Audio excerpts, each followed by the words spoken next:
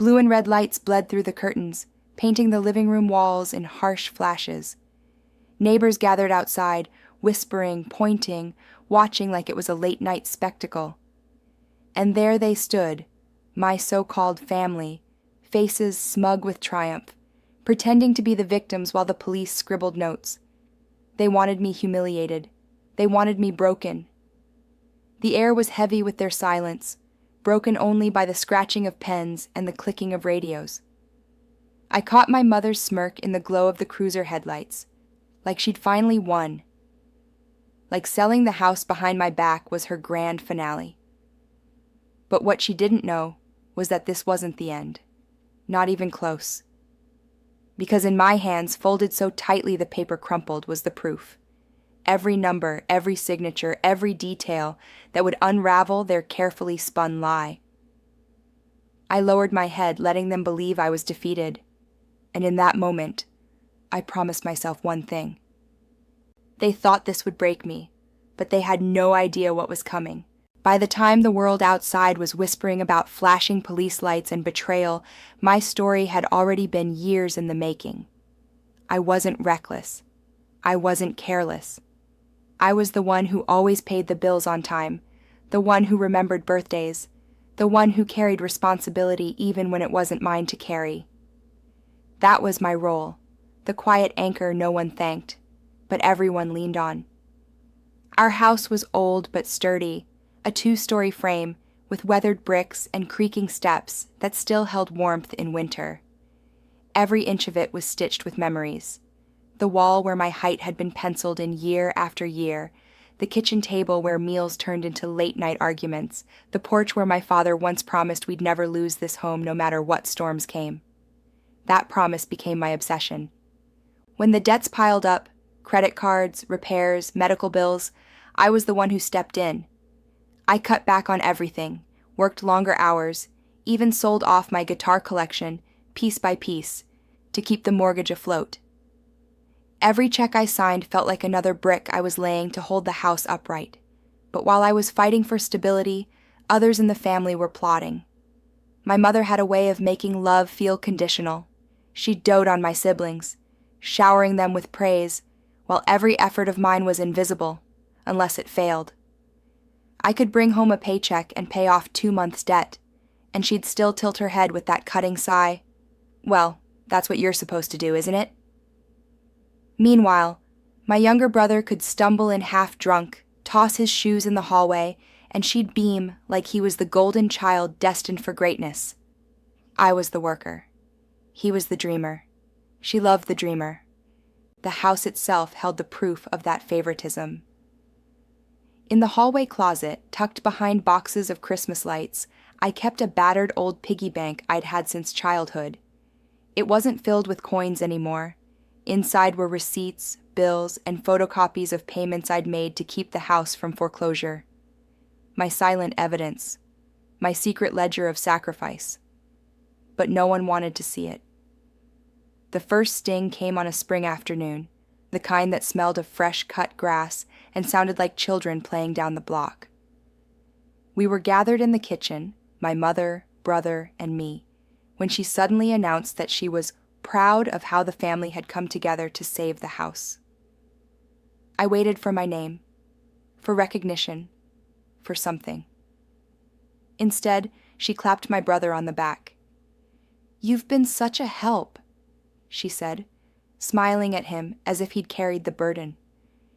He smirked at me over her shoulder, eyes gleaming with that silent cruelty only siblings know how to wield. He hadn't paid a cent. He hadn't sacrificed a thing. But he was being celebrated as the savior, while I was left invisible, standing there with calloused hands and an empty wallet. I forced a smile. I said nothing. But in that moment, I felt something shift deep inside me, an ember catching fire. Because if they could erase me in the small things, what would stop them from erasing me in the big things? The answer came sooner than I ever expected. The humiliation in the kitchen should have been enough to warn me, but I still clung to hope. Maybe if I just worked harder, sacrificed more, they would finally see me, not as the mule carrying the weight, but as family worth keeping. Instead, the more I gave, the bolder they became. It started subtly, my mother whispering to neighbors about how my youngest was the one who cared most for her, painting me as the ungrateful child who never did enough. Soon I overheard hushed voices at the grocery store, people I'd known for years tilting their heads, asking if it was true that I'd let the family down. That lie spread faster than truth ever could. Even at work, I felt the weight of it. A coworker leaned across my desk one morning, lowering his voice. "Hey, is everything all right at home? I heard your brother's the one holding things together." I laughed it off, but inside, I felt like I was being erased piece by piece. Nights turned into long vigils. I'd lie awake listening to the house creak, the ticking clock on the mantel sounding more like a hammer driving nails into my skull. My chest felt heavy, my breath shallow. Some nights I pressed my palm against the piggy bank hidden in the closet just to remind myself that my sacrifices were real, even if no one else believed it. But the isolation was crushing. Neighbors began waving less.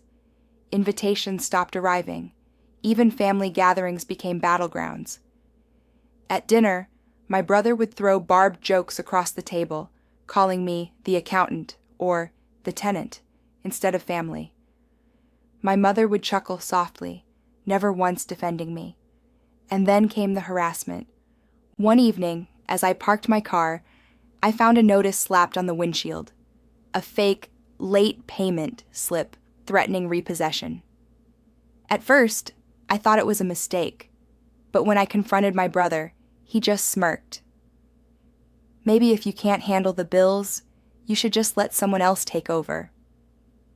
That was when I realized this wasn't negligence. This was a campaign. They wanted me out. The stress began to carve itself into my body. My hands trembled when I signed checks. My head throbbed after every tense encounter. Some mornings I'd sit in the kitchen, staring at my coffee growing cold, wondering how much longer I could keep this up. And just when the silence threatened to crush me, I heard a voice I hadn't expected. It was Mrs. Turner, our elderly neighbor who lived across the street. She knocked gently one evening, holding a plate of lemon cookies. Her eyes, sharper than they seemed, studied my face. "They're trying to make you small," she said softly, as if she could read every thought I hadn't dared to say aloud. "But I've seen who really keeps this house standing. Don't let them take that truth from you." I froze, throat tightening. For the first time in months, I felt something crack through the suffocating weight. Validation. Proof that I wasn't invisible. She placed the plate in my hands, her wrinkled fingers brushing mine. "You're not alone, child. Remember that." Her words lingered long after she left, echoing in the quiet halls of the house. And in that moment, something inside me steadied. If whispers and petty humiliations were their warm-up, the real performance came when they decided to use power. Official, paper-stamped, cold as ink on legal documents. It began with a letter.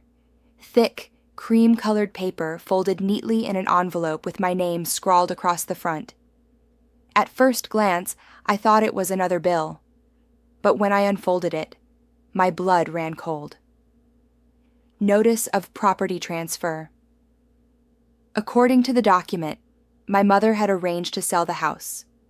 My house, the one I had been covering debt for, pouring my hours, my health, and my hope into. And worse, the paperwork listed my brother as the sole co-signer. My name wasn't mentioned anywhere, not even as a tenant. I felt my hands go numb, the words blurred. For a moment, I couldn't breathe. That night, I confronted her. She didn't deny it. Instead, she leaned back in her chair, arms crossed, eyes glinting with satisfaction. "You've done enough," she said flatly. "It's time for your brother to handle things. You'll thank me when you're free of this burden." "Free?" My voice cracked with disbelief. I kept this place standing. Without me, This house would have been gone years ago." She tilted her head, lips curling. "You always exaggerate. Besides, you're not cut out to own anything important. You're better off starting over." The dismissal hit harder than any insult. Years of sacrifice erased with a shrug. The next day, the situation escalated. A patrol car pulled into the driveway, lights flashing. 2 officers stepped out, calm but firm. My mother and brother stood nearby, arms folded, faces arranged into masks of false concern. "We've had a report of a disturbance," one officer said, glancing between us. "Apparently there's been conflict over property ownership." Property ownership. They hadn't just erased me from the paperwork. They'd painted me as a trespasser in my own home. Neighbors gathered, whispers rising in the dark. My brother muttered loudly enough for them to hear. "We just want peace." He won't leave. The humiliation was suffocating. In that moment, I truly felt cornered, penned in by flashing lights, smug faces, and lies polished into authority. But what they didn't realize was that I wasn't defenseless. I had kept everything. Every receipt, every bank statement, every payment I had made to cover the mortgage, all tucked away inside that battered piggy bank in the closet. And not just that. A year earlier, during one of the refinancing scares, I had insisted on keeping a copy of the deed, one that clearly listed me as a financial contributor and partial owner. So while my mother basked in her imagined victory, I stayed silent, letting the scene play out. When the officers finally asked if I had proof of my claim, I excused myself, walked calmly inside, and returned with a folder bulging with documents. I laid them out on the hood of the police cruiser, one by one. Receipts, bank slips, copies of wire transfers, the deed itself. The officers' expressions shifted as they scanned the papers. One of them turned toward my mother, brows raised. "Ma'am, these show he's been responsible for the majority of payments. His name is on the deed." For the first time, her mask cracked, just for a second. But I caught it. The flicker of fear in her eyes, the tightening of her jaw. I should have felt triumphant. Instead, I felt something sharper. Resolve. Because if they were willing to twist the law against me, then no amount of evidence would make them stop. They wouldn't back down. They would double down. And I was done playing defense. The police left that night without arresting anyone, but the damage was done. The flashing lights had already done their work. Neighbors' eyes lingered longer. Their whispers grew sharper, and my mother and brother used that moment like gasoline on fire. By morning, the rumors spread everywhere. "He's unstable. He forged papers. He's trying to steal what isn't his." I heard it at the grocery store, at the gas station, even whispered outside church. My own family had weaponized reputation against me, and the community was eating it up. My brother was the ringleader. He paraded around town with a smug grin, telling anyone who'd listen that I was desperate and unfit to manage anything. He even hinted that I had gambling debts, something so absurd it would have been laughable if people didn't believe him. And my mother, she perfected her role as the grieving matriarch, sighing heavily, clutching her chest, telling neighbors, "I just don't know how to handle him anymore. He's changed." Their alliance was airtight, one feeding lies, the other playing victim. But this time I didn't crumble. Every insult, every rumor only sharpened me. Instead of lashing out, I began to document everything. Every time they harassed me, I wrote it down. Every rumor I could trace, I recorded. I saved voicemails, texts, even casual comments tossed at me in public. My piggy bank, the one that once held coins and later held receipts, became my war chest. Inside, it grew thicker folders of evidence, not just proof of my payments, but now proof of their lies. I stopped confronting them directly. Instead, I started learning. I read up on tenant laws, property rights, harassment statutes. I asked quiet questions to people who knew more than I did, lawyers, clerks, even a retired judge Mrs. Turner introduced me to. And slowly, a plan began to take shape. Of course, the harassment didn't stop. If anything, it grew worse. One afternoon, I came home to find the locks changed. My brother leaned against the porch railing, tossing the keys in his hand like a game. "You're not welcome here anymore," he said smugly. I didn't argue. I pulled out my phone, snapped photos of the changed locks, and filed a report that same evening. The next week, I found my tires slashed. Another report. Another photo. Every attack they launched became another piece of ammunition for me. But the hardest part wasn't the property damage or the lies, it was the loneliness. At times, I questioned if fighting back was worth it, if maybe walking away would be easier. Then, one evening, Mrs. Turner returned. She carried a stack of envelopes. "These came for you," she said, handing them over. Inside were letters. Neighbors I thought had turned against me. A few still believed the lies, but others had begun to notice the cracks. One letter read, "I don't know what's happening, but I've seen you fight for that house. Don't give up." For the first time in months, I felt momentum shift. It was small, fragile, but it was something. I realized I wasn't just defending a house. I was fighting for my voice, my dignity, my truth, and the day of reckoning was coming. The whispers, the lies, the fake notices, none of it mattered anymore. The day I had been preparing for finally arrived. It wasn't in secret this time. No dimly lit living room, no fake drama on the porch. This was official. A hearing at the courthouse where everything would be laid bare. The air inside the courtroom felt heavy, buzzing with unspoken tension. Wooden benches creaked as neighbors, relatives, and even curious strangers filled the seats. Everyone wanted to see the drama unfold. My mother and brother sat at the front, dressed sharp, their faces carefully sculpted into masks of grief and righteousness. They looked like actors waiting for applause. I sat alone at the opposite table. No mask, no performance, just truth folded neatly in a file before me. When the judge entered, the room fell silent.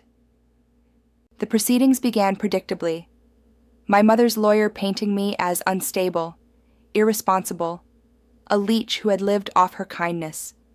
Every word felt like a knife, each lie rehearsed and polished until it almost sparkled. My brother leaned back, smirking at me, convinced that this was the moment they would finally bury me for good. Then it was my turn. I didn't raise my voice. I didn't rush. Instead, I stood slowly, my heartbeat steady, and walked to the center of the room. I opened the folder and laid out the documents one by one on the judge's bench. Receipts, every mortgage payment I had made, bank statements, every transfer from my account, the deed, showing my name, clear as day, and finally, records of the harassment, the false claims, the police reports. One by one, I placed them down, each paper landing with a soft thud that seemed louder than any accusation. The room grew so quiet, I could hear the ticking of the clock above the judge's chair. My mother's face drained of color. My brother's smirk faltered. Hands that once gestured confidently now trembled against his lap. I spoke simply, clearly. I don't want apologies. I don't want sympathy. I want the truth acknowledged. I kept this house standing. I carried the debt. I bore the weight, and I will no longer let lies erase me. No anger, no theatrics, just truth. The judge leaned forward, scanning the papers, eyebrows furrowing deeper with each line. At last he looked up, his voice firm. These documents are valid. His contributions are undeniable. His rights are legally protected. A ripple of gasps spread through the room. My mother's mask cracked fully now, her lips trembling as the reality sank in. My brother's fists clenched, knuckles white, as he realized the empire they'd built on lies was collapsing in front of everyone. For years I had been their silent workhorse, the invisible backbone. But in that moment, I was no longer invisible. I stood taller, breathing deeper than I had in months. I wasn't just defending a house. I was reclaiming myself. And when I turned to face them, my words cut the silence like glass. I don't want apologies. I want change. The judge's gavel struck. The decision was sealed. The courtroom emptied slowly, as if no one wanted to leave without savoring the ending. My mother lingered near the doorway, her shoulders slumped in a way I had never seen before. For years, she carried herself like a queen, her approval a prize, her disapproval a curse. Now she looked small, her crown gone, the audience gone with it. My brother stormed past me without a word, his eyes burning with rage, but his hands shaking too much to form a fist. For once, he had nothing to throw at me. No insult, no smirk, just silence. I walked out of that courthouse alone, but not empty. The weight I had carried for so long wasn't on my shoulders anymore. It was behind me, left in the echo of the gavel. The weeks that followed were quiet in a way I hadn't expected. No more late-night pounding on the door, no more fake notices slipped under my windshield.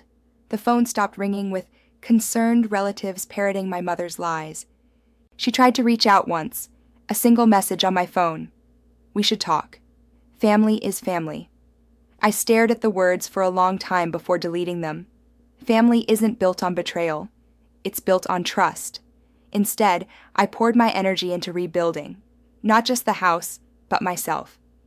I fixed the broken lock on the front door, the one my brother had once changed to keep me out. This time, the key was mine alone. I repainted the living room, covering the walls where shadows of police lights had once danced. Every brush stroke felt like reclaiming space that had been tainted by humiliation. Neighbors who had once whispered began to nod at me again, some even stopping to apologize for believing the rumors. Mrs. Turner visited often, her sharp eyes softer now.